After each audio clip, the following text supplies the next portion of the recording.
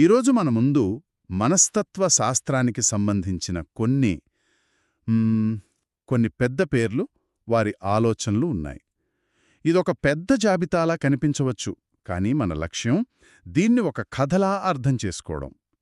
మానవ మనస్సును అర్థం చేసుకునే ప్రయాణం అసలు ఎలా మొదలైంది, ఒక ఆలోచన మరొక ఆలోచనకి ఎలా దారితీసింది, ఈ మేధావుల మధ్య జరిగిన వాదనలు ఏమిటి, వీటన్నింటినీ ఈరోజు లోతుగా చర్చిద్దాం. ఖచ్చితంగా. ఇది కేవలం పేర్ల జాబితా కాదు, ఇది ఆలోచనల పరిణామక్రమం అన్నమాట. మనస్తత్వ శాస్త్రం, అది తత్వశాస్త్రం నుండి ఒక పూర్తిస్థాయి సైన్స్గా ఎలా మారిందో ఈ ప్రయాణంలో మనం చూస్తాం. ఒకరి సిద్ధాంతంలోని లోపమే మరొక కొత్త సిద్ధాంతానికి పునాది ఎలా అయ్యిందో గమనించడం చాలా ఆసక్తికరంగా ఉంటుంది.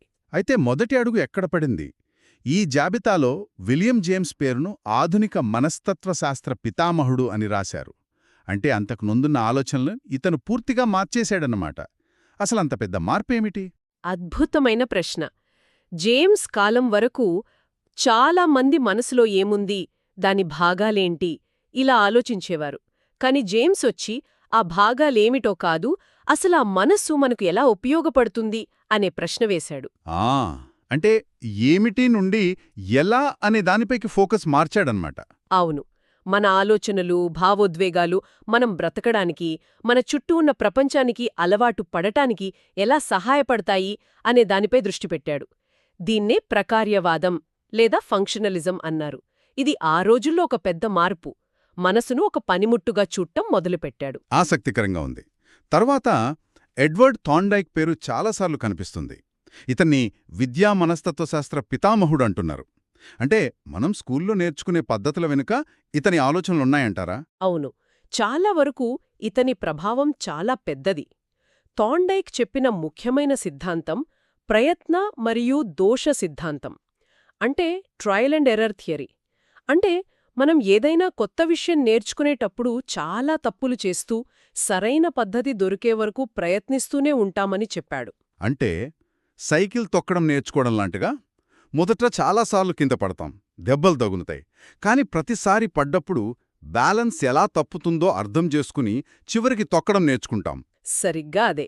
దీన్నే అతను ప్రయోగశాలలో పిల్లులపై ప్రయోగం చేసి నిరూపించాడు.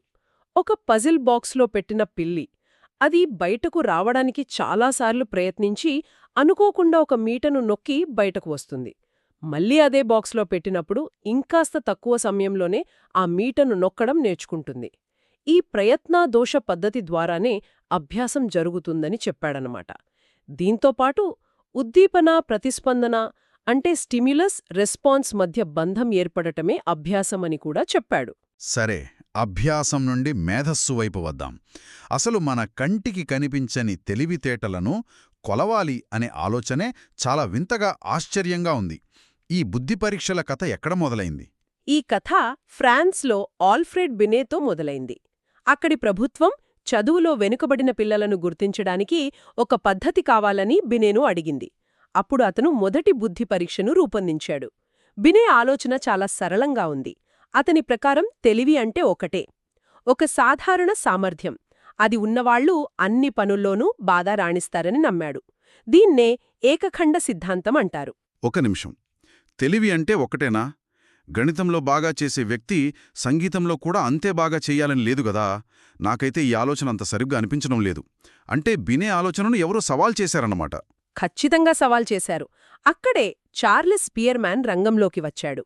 అతను అవును, అందరిలో ఒక సాధారణ సామర్థ్యం అంటే జీ ఫ్యాక్టర్ ఉంటుంది, కానీ దాంతోపాటు కొన్ని ప్రత్యేక నైపుణ్యాలు ఎస్ ఫ్యాక్టర్స్ కూడా ఉంటాయి అని చెప్పాడు. ఓ, అంటే జనరల్ ఫ్యాక్టర్ మరియు స్పెసిఫిక్ ఫ్యాక్టర్స్. అవును. ఒక వ్యక్తిలో సాధారణ తెలివితో పాటు గణితం, సంగీతం, భాష ఇలాంటి ప్రత్యేక రంగాలలో నైపుణ్యం వేర్వేరుగా ఉంటుందని చెప్పాడు. ఇది బినే సిద్ధాంతం కన్నా ఒక అడుగు ముందుకు. అంటే మొదట 1 అన్నారు, తర్వాత 2 అన్నారు. ఈ కథ ఇక్కడితో ఆగిందా లేక ఇంకా ముందుకు వెళ్ళిందా? ఇదే ఆరంభం మాత్రమే. ఆ తర్వాత వచ్చిన గిల్ఫోర్డ్ అయితే దీన్ని మరో స్థాయికి తీసుకెళ్లారు. అతను తెలివిలో 1, 2 కాదు, దాదాపు 120కి పైగా అంశాలుంటాయని ఒక పెద్ద మోడల్ను ప్రతిపాదించాడు. సృజనాత్మకత, జ్ఞాపకశక్తి, సమస్య పరిష్కార పద్ధతులు ఇలా చాలా కోణాలుంటాయని చెప్పాడు. అంటే తెలివైనవాడు అని ఒకే మాటలో చెప్పడం ఎంత కష్టమో, ఎంత సంక్లిష్టమో ఈ పరిణామం మనకు చూపిస్తుంది. ఇంతసేపు మనం మేధస్సు, ఆలోచనలు లాంటి కనిపించని విషయాల గురించి మాట్లాడుకున్నాం. కాని 20వ శతాబ్దం మొదట్లో కొందరు సైంటిస్టులు కంటికి కనిపించని ఈ మనసు, చేతన గురించి ఇక చాలు, మనం కొలవగలిగే వాటిపై, గమనించగలిగే వాటిపై దృష్టి పెడదాం అని ఒక పెద్ద ఉద్యమం మొదలుపెట్టారు. అదే ప్రవర్తనావాదం లేదా బిహేవియరిజం కదా? అవును, అది ఒక విప్లవాత్మకమైన మార్పు. దాని నాయకుడు జేబీ వాట్సన్. అతను మనస్తత్వ శాస్త్రాన్ని ఒక పక్కా సైన్స్గా మార్చాలనుకున్నాడు. అతని దృష్టిలో మనసు అనేది ఒక బ్లాక్ బాక్స్. లోపల ఏం జరుగుతుందో మనకు అనవసరం. మనం ఇచ్చే ఇన్పుట్, దానికొచ్చే అవుట్పుట్ అంటే ప్రవర్తన మాత్రమే ముఖ్యమన్నాడు. అతని ఒక మాట చాలా ప్రసిద్ధి చెందింది కదా, నాకు ఒక డజన్ ఆరోగ్యవంతమైన శిశువులనివ్వండి, వారిని ఎలా పెంచాలో నాకు వదిలేయండి, నేను వారిలో ఎవరినైనా డాక్టర్గా, లాయర్గా, చివరికి దొంగగైనా మార్చగలను అని. అవు, ఆ మాట ప్రవర్తనావాదానికి పునాది. అంటే జన్యువులు, వారసత్వం కన్నా పెంపకం, పర్యావరణమే ఒక వ్యక్తిని రూపుదిద్దుతుందని అతను బలంగా నమ్మాడన్నమాట. కాని ఆ మాట వినడానికి చాలా అతిశయోక్తిగా, ప్రమాదకరంగా కూడా అనిపిస్తుంది. అంటే మన వ్యక్తిత్వం, మన ఇష్టాలనేవేమీ లేవా? ఎవరైనా మనల్ని మట్టిముద్దలా తమకు నచ్చినట్టు మార్చేయగలరా? ఇది ఇప్పటికీ చాలా వివాదాస్పదమైన ఆలోచన. ఖచ్చితంగా. అందుకే ప్రవర్తనావాదంపై చాలా విమర్శలు కూడా వచ్చాయి. కానీ దాని ప్రభావం మాత్రం చాలా లోతైనది. ఇదే కోవలో వచ్చిన మరో ముఖ్యమైన వ్యక్తి ఇవాన్ పావ్లోవ్. ఆసక్తికరమైన విషయం ఏమిటంటే అతను మనస్తత్వవేత్త కాదు, ఒక శరీరధర్మ శాస్త్రవేత్త. ఓ అవునా? అవును. జీర్ణ వ్యవస్థపై పరిశోధన చేస్తూ అనుకోకుండా అభ్యాస ప్రక్రియను కనుగొన్నాడు. ఆ కుక్కల ప్రయోగం కదా? గంట కొట్టినప్పుడల్లా ఆహారం పెడుతూ ఉంటే కొంతకాలానికి కేవలం గంట శబ్దానికే కుక్క నోటు నుండి లాలాజలం రావడం. సరిగ్గా అదే. దీన్నే శాస్త్రీయ అనుబంధన లేదా క్లాసికల్ కండీషనింగ్ అంటారు. పావ్లో తర్వాత బిఎఫ్ స్కిన్నర్ అనే మరో ప్రవర్తనవాది వచ్చాడు. ఇతని సిద్ధాంతాన్ని క్రియాప్రసూత అనుబంధన లేదా ఆపరెంట్ కండీషనింగ్ అంటారు. పావ్లోవ్, స్కిన్నర్ ఇద్దరూ అనుబంధన అంటే కండీషనింగ్ గురించే మాట్లాడుతున్నారు. వినడానికి రెండూ ఒకేలా అనిపిస్తున్నాయి. కుక్కకు గంట, పిల్లాడికి చాక్లెట్. రెండింటిలోనూ ఒకదానికొకటి లింక్ చేస్తున్నాం. అసలు తేడా ఎక్కడొస్తుంది? చక్కటి ప్రశ్న. తేడా కంట్రోల్లో ఉంది.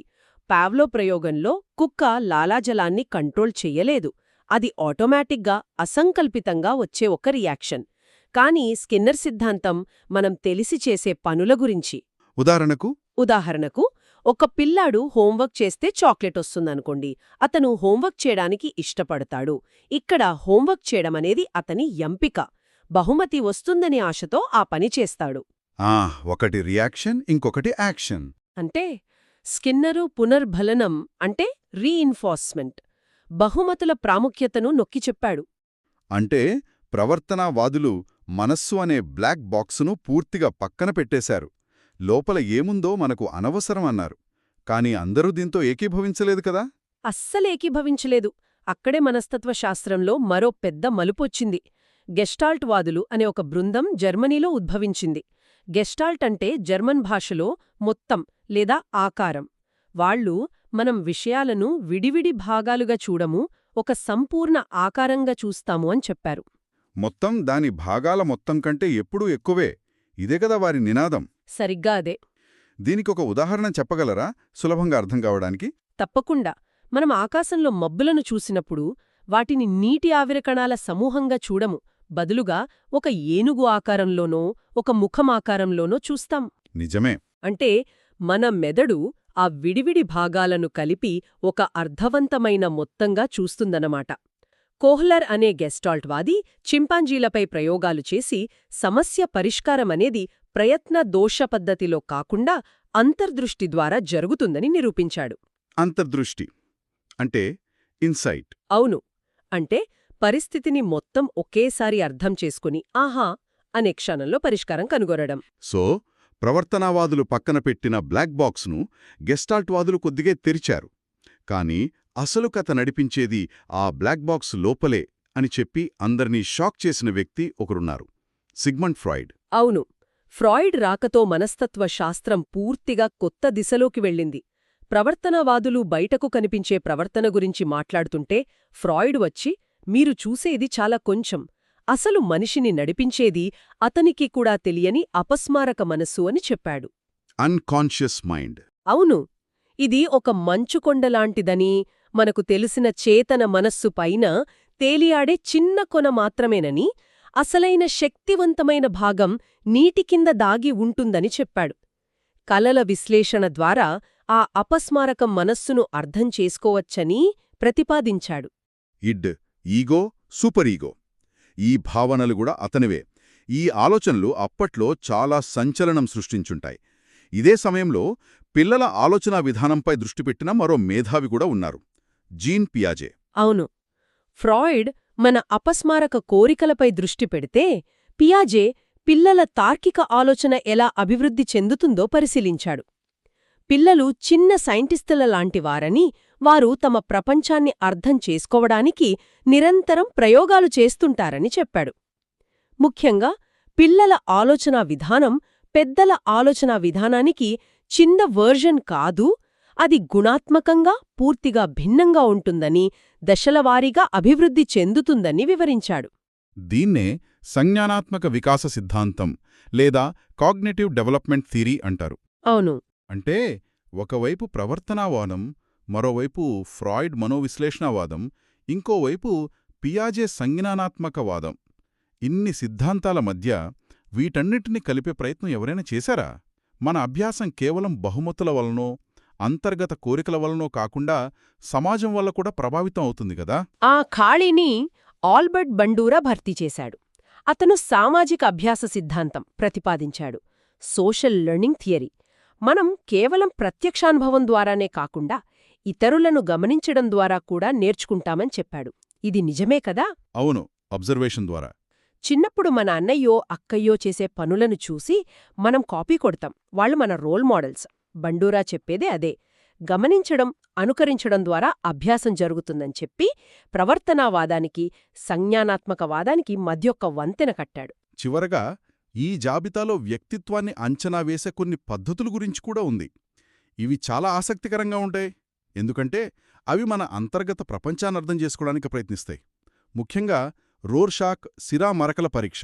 అవును, హెర్మన్ రోర్షాక్ రూపొందించిన ఈ పరీక్ష ఒక ప్రక్షేపక పరీక్ష, అంటే ప్రొజెక్టివ్ టెస్ట్. దాని వెనుక ఉన్న ఆలోచన చాలా సింపుల్. ఒక అస్పష్టమైన చిత్రాన్ని, అంటే సిరామరకను మీకు చూపించినప్పుడు అందులో మీకు ఏమి కనిపిస్తుందో అది మీ అంతర్గత ఆలోచనలను, భావాలను, సంఘర్షణలను బయటపెడుతుందని నమ్ముతారు. అదేవిధంగా టీఏటీ కూడా ఉంది కదా. అవును, మార్గన్ మరియు ముర్రే అభివృద్ధి చేసిన కథానక బోధ పరీక్ష. టీఏటీలో కూడా అస్పష్టమైన చిత్రాలు చూపించి కథ చెప్పమంటారు. అంటే మనమే మన కథను ఆ చిత్రాలపై ప్రొజెక్ట్ చేస్తామన్నమాట. వీటికి భిన్నంగా గార్డాన్ ఆల్పోర్ట్ శీలగుణ సిద్ధాంతం గురించి మాట్లాడారు. ఇది ఎలా భిన్నమైనది? ప్రక్షేపక పరీక్షలు లోతైన, అపస్మారక విషయాలను బయటకు తీయడానికి ప్రయత్నిస్తే, శీలగుణ సిద్ధాంతం అంటే ట్రేట్ థియరీ మరింత సూటిగా ఉంటుంది. ఆల్పోర్ట్ వ్యక్తిత్వాన్ని వర్ణించడానికి ఉపయోగించే వేలాది పదాలను విశ్లేషించి వాటిని కొన్ని ప్రాథమిక శీలగుణాలుగా వర్గీకరించాడు. నిజాయితీ, సిగ్గు, ధైర్యం వంటివా? సరిగ్గా అవి. ఒక వ్యక్తి వ్యక్తిత్వాన్ని ఈ శీలగుణాల కలయికగా వర్ణించవచ్చని చెప్పాడు. అయితే వీటన్నిటినీ కలిపి చూస్తే ఏమర్థమవుతుంది? విలియం జేమ్స్ మనసు ఎలా పనిచేస్తుందని అడగడంతో మొదలుపెట్టి, ప్రవర్తనావాదులు మనసును పూర్తిగా పక్కన పెట్టడం, ఆ తర్వాత ఫ్రాయిడ్, పియాజే వంటి వారు మళ్లీ మనసు లోపలికి లోతుగా తొంగిచూడటం వరకు ఇదొక పూర్తి వృత్తంలా ఉంది. ఖచ్చితంగా ఇది శాస్త్రం యొక్క సహజ పరిణామక్రమం. ప్రతి సిద్ధాంతం ఒక ప్రశ్నకు సమాధానమిస్తుంది, కానీ అదే సమయంలో కొన్ని కొత్త ప్రశ్నలను కూడా లేవనెత్తుతుంది. ప్రవర్తనావాదం మనస్సును పట్టించుకోపోవడం అనే లోపం వల్లే తర్వాత కాగ్నిటివ్ రెవల్యూషన్ వచ్చింది.